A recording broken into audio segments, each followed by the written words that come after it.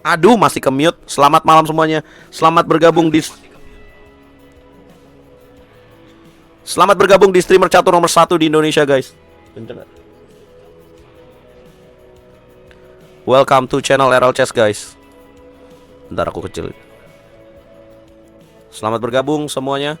Kita saksikan Magnus pegang bola putih melawan Nodirbek Abdusattorov, pemain catur kuat dari Uzbekistan yang pernah memegang titel sebagai juara dunia catur cepat termuda sepanjang sejarah, pernah mengalahkan Magnus di tahun itu, di tahun 2021, teman-teman. Sementara putih Magnus Carlsen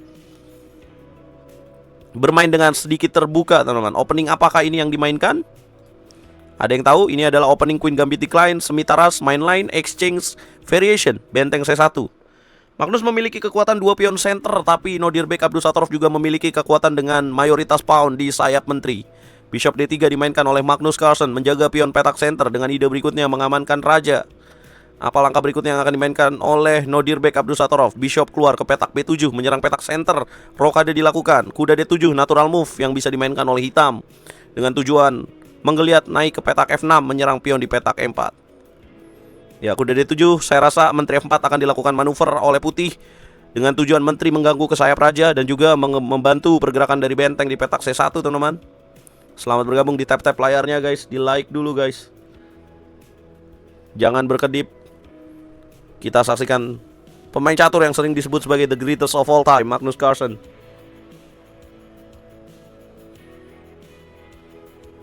Ya, kayak penyiar bola aja, bang. Yes.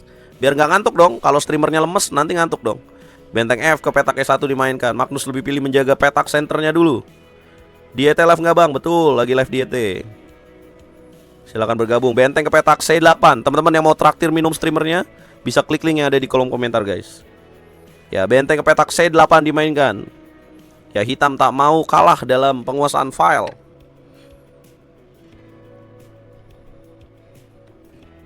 Boleh bantu balas. Ntar takutnya ngambuk lagi. Wow, terjadi pertukaran benteng dan hitam makan dengan queen.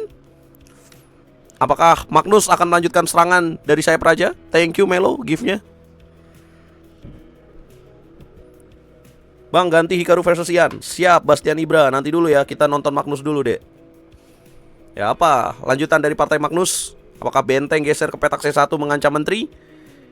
Atau mendobrak dengan langkah hampat? Ini kejuaraan apa, bang? Ini merupakan Champion Chess Tour, turnamen catur yang diadakan oleh platform catur nomor 1 chess.com dengan total hadiah 150.000 US dollar, guys. Pemenangnya akan mendapatkan 25.000 US dollar. Ini adalah kualifikasi untuk mengikuti eSport World Cup yang akan berlangsung di Riyadh, Arab Saudi tanggal 29 Juli sampai 1 Agustus.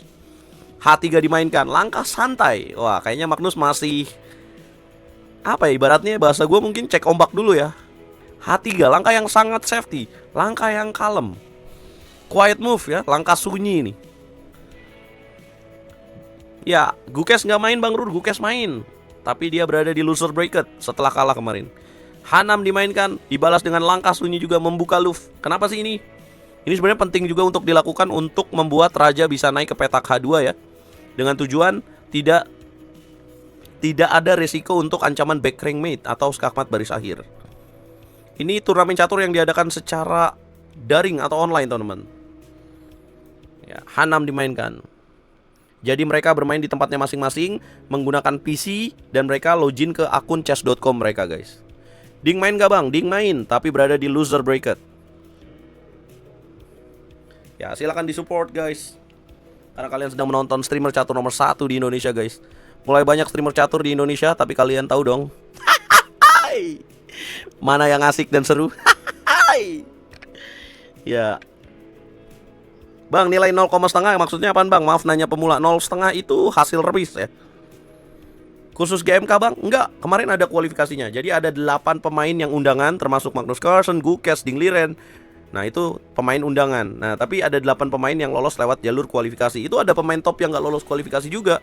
Contoh, di turnamen ini tuh nggak ada Ali Reza, guys. Kenapa? Karena Ali Reza nggak diundang dan dia nggak lolos kualifikasi. Nggak pakai facecam, bang? Aku lagi live di channel merah. Sombong amat, ya. Bang, mereka saat tanding online pakai facecam nggak? Pakai dong. Pakai facecam. Kan kita menontonnya apa? Ya, kalian bisa lihat di sebelah, belum ditampilin aja ya. Kalau di chess.com komentatornya ini dua-duanya ayam gue nih. Yang satu Aman Ableton, gue pernah menang sama dia. Yang satu lagi Gotham Chess. Gotham Chess udah sering gue kalahin lah. Tapi ya mereka lebih sukses lah daripada gue. Kan karena streamer catur di Amerika udah ada wadahnya, guys. Sehat-sehat bang, banyak saingan. Saling menunjukkan siapa streamer yang terbaik. Anjay. Ya, welcome guys. 4 dimainkan. Ya. Yang natural mungkin kalau kita bukan Magnus ya benteng C1, menteri B4, menteri A7 tadi yang kelihatan ya. Atau kalau tadi sebenarnya ide gue sih menteri F4, menteri H4 gitu. Tapi ingat guys, kita bukan Magnus ya. Jadi kita akan lihat lah. Agak susah ngebaca jalan pikiran God ya, susah lah. Makanya kita tungguin aja guys. Latihan mulu menang kagak. Menteri C7 dimainkan. Ya, benteng ke petak C1 mengancam menteri. Apabila menteri naik ke petak D6, apa yang terjadi? Karena lebih pilih mundur. Kenapa nggak berani menteri D6? Mungkin karena takut A5 juga ya. Jadi lebih pilih mundur. Menteri ke petak B8 dan putih menyerang lagi dengan A5. Ya, apakah hitam akan melakukan perlawanan dengan kuda ke petak F6? Karena Dirbak Abdusattorov waktunya juga unggul lumayan cukup jauh ini. Ya, ternyata lebih memilih pertukaran pion pada petak A5. Indo nggak ada yang wakilin main di bang di turnamen ini, nggak ada, bukan levelnya. Ketinggian buat level Indo. Ya, kuda ke petak F6 akhirnya dimainkan juga mengancam pion M4 dibalas dengan ikatan pin terhadap menteri di petak B8 dengan benteng B1. Pion M4 tidak bisa dimakan karena kalau dimakan rugi. Menteri terancam ikatan dari benteng. Menteri ke petak A8 natural yang bisa dimainkan atau langkah lain. Menteri A8 menurut saya langkah yang lebih akan dipilih ya. Tapi ada langkah kejutan D5 guys. Apabila ini terjadi, karena putih bisa E5. Apabila kuda ke petak E4, maka ada menteri C7. Wow, akan dikunci bishopnya. Apakah itu skenario yang bisa terjadi? Apakah Nodirbek tidak melihat? Apabila menteri A8 ada D5, kita akan lihat guys. Ini ada kejutan nih. Sama kayak saya latihan mulu tapi kalah terus. Gak apa-apa dong. Kita, yang penting setiap kita kalah kita menganalisa dan kita jadi pemain yang lebih baik lagi dong. Kenapa Daniel Naroditsky jarang ikut turnamen bang? Tanya lagi. Ayam buat levelnya Magnus itu gak terlalu bagus. Masya Allah. Aliona.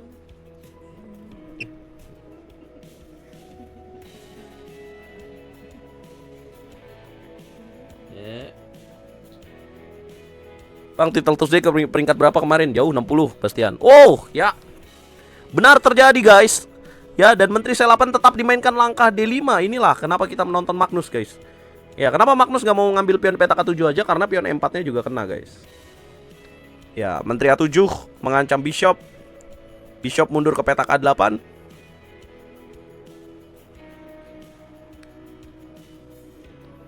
Kenapa kalau cupu dibilang ayam om? Biasa, ledek-ledekan aja. Dari zaman gua kecil selalu gitu. Ledek-ledekannya begitu. Kalau misalkan kita menang, wah itu ayam gua tuh, ayam-ayam gitu. Gajah ke petak C6. Apakah benteng C1?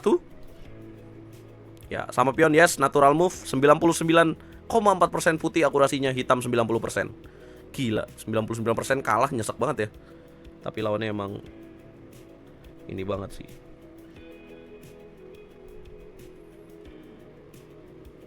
Ayam itu nggak berani keluar kandang. Oh gitu.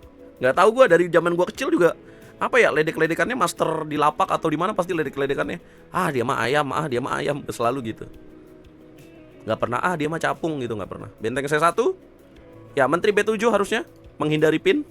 Ini namanya teknik ikatan ya guys. Kalau benteng nilainya 5, secara nggak langsung mengancam menteri yang nilainya 9. Namanya pin atau ikatan tekniknya. Ya, waktu perlahan mulai berlangsung seimbang ya, berujung sama nih. Ya, menteri ke petak E8. What? Apakah Magnus akan menemukan langkah brilian E6 guys? Ya, menurut engine di sini ada langkah brilian E6. Apa langkah berikutnya? Ya, ini ada langkah E6 yang kalau misalkan dimainkan, di sini ada gajah makan E4, dimakan lagi, kemudian kuda E5 naik. Apabila gajah ke petak D5, maka benteng dan menteri berkolaborasi mengancam petak G7 yang tidak bisa di-defense oleh Nodirbek Abdusattorov. Teman-teman, apakah Magnus menemukan langkah E6?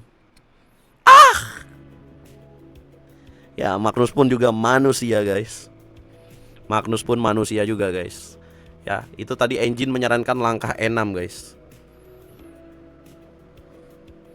Ya, sayang sekali miss taktik. Menteri A5 dimainkan.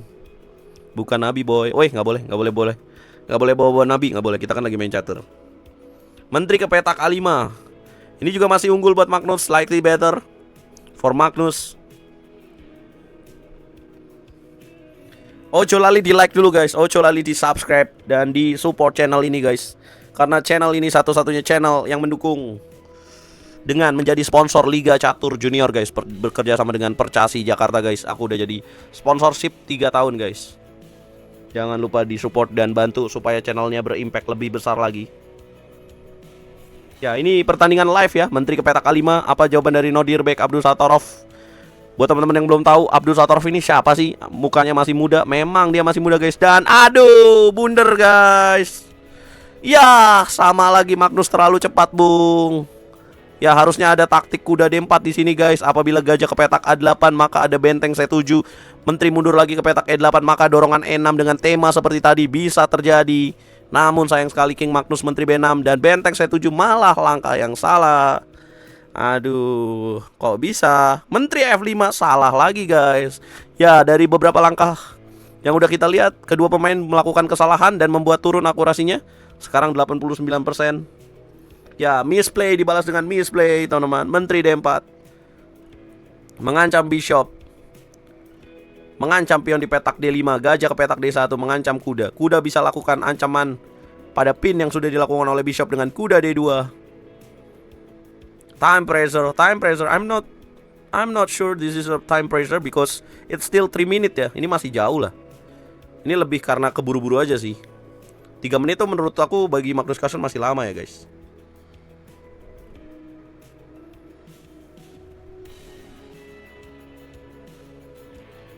Selamat bergabung semuanya, welcome. Ya, apa jalan MAGNUSCARLSEN? 2 menit 35 detik.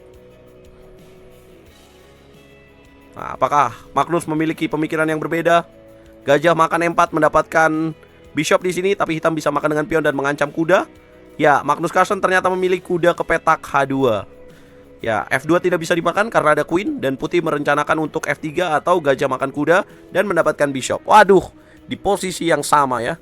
Berarti dalam posisi ini Nodirbek Abdusattorov memiliki 2 ancaman dari putih, F3 dan bishop F. Bishop makan E4.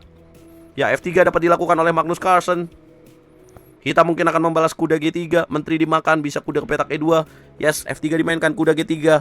Tapi putih memiliki tempo dengan kuda F1 dengan ide remove the knight ya, yang mengancam kuda ke petak E2. Yes, kuda F1, good move. Queen ke petak G5 akan dimainkan langkah F4. Menteri ke petak D8, benteng B7 dapat dilakukan. Oh, lagi-lagi Magnus miss taktik dan bunder lawannya guys. Bunder guys. Ya, karena ujungnya nih kuda bisa mati ya. Makan gajah. Kuda ke petak D2, benteng B5, masuk dapat pion. Wah. Digoyang guys. Nodirbek Abdusattorov digoy. Ya, chess.com tidak bisa membaca maksud dari Magnus. Ya, benteng D5, menteri C1 skak, raja F2 aman sentosa. Ya, kuda ke petak B3 dapat mainkan langkah menteri B4 atau menteri E4 dengan tujuan checkmate. Yes, menteri E4 dipilih oleh Magnus. Menteri B2 skak. Apabila G6, saya melihat ada langkah E6 ya, untuk hancurkan rantai pion F7 dan G6. Ya, di partai semifinal lainnya berlangsung juga game yang cukup seru antara antara Hikaru Nakamura bertemu dengan Yane Pomniachtchi guys. Ya, jangan lupa di tap-tap layarnya lagi, di give lagi guys. Support lewat link yang ada di bio dan support lewat link yang ada di kolom komentar guys, yang aku sematkan. E6 dimainkan, boom, dengan tujuan hancurkan pion di petak F7 yang menjaga petak G6. Raja G7 makan F7, menteri petak B2 skak. Raja ke petak G3 aman, menteri ke petak F6 makan F7. Ya. Resign Nodirbek under 1 minute.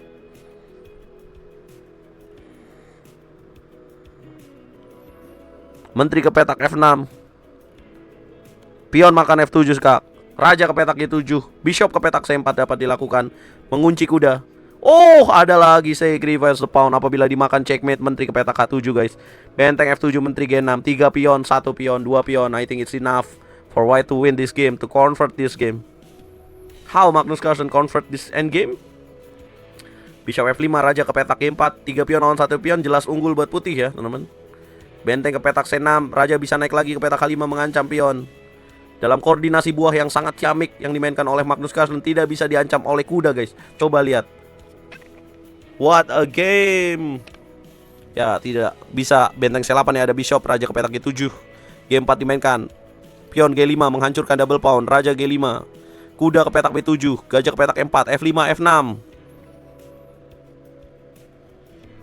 Ya akurasi 89,5%, hitam 84,2%. Benteng E5 dulu, kuda D6.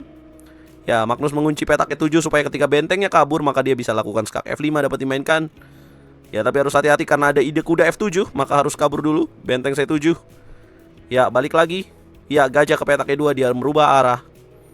Ya inilah tujuan utama dari Magnus Carlsen, dan kuda tidak bisa loncat ke petak F6. 20 second, rook C7, F5. Wow, take by knight, rook F5. I think it just lost ya. Yes. What a game, what a game. 1-0 by greatest of all time, Magnus Carlsen. Ini formatnya 4 game guys. Ya, apabila terjadi 3-0 atau 2,5 dari 3 game, maka Magnus mengunci winner bracket final guys. Kita akan menonton Magnus, apakah dia akan lolos ke babak winner bracket final dengan mulus malam ini. Dan